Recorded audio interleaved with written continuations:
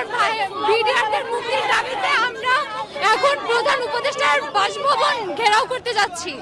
প্রধান উপদেষ্টা ডক্টর মোহাম্মদ ইউনূসের যমুনা বাসভবন ঘেরাও করছে বিডিআর সদস্য, পরিবার এবং বিরোধী সদস্যরা। সাথে যোগ দিয়েছে বৈষম্য ছাত্র আন্দোলনের প্রধানরা। বিডিআর সদস্যদের দাবি এবং তাদের পরিবাররা সেখানে দাবি করছে যে অনেক বিডিআরের চাকরি চলে গেছে, চাকরিচ্যুত করা হয়েছে এবং অনেক বিডিআরকে পুলিশের কারাগারে আছে, হেফাজতে আছে, তাদেরকে আটক করে রাখছে দীর্ঘদিন যাবৎ। তাদেরকে ছেড়ে দেওয়ার জন্য নিঃশর্ত মুক্তির দাবিতে আজ বাসভবন ঘেরাও করছে।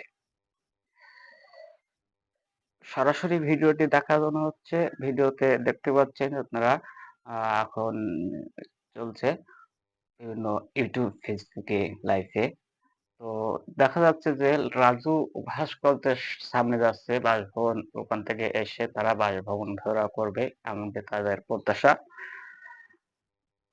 আজ কিন্তু বৈষম্য বিরোধী ছাত্র আন্দোলন এবং বিডিআর সদস্য এবং বিডিআর সদস্যর পরিবাররা সব একসাথে হয়ে তাদের গন্তব্যস্থান থাকবে আজকের প্রধান উপদেষ্টা ডক্টর মোহাম্মদ ইউনূসের বাসভবন ঘেরাও করার।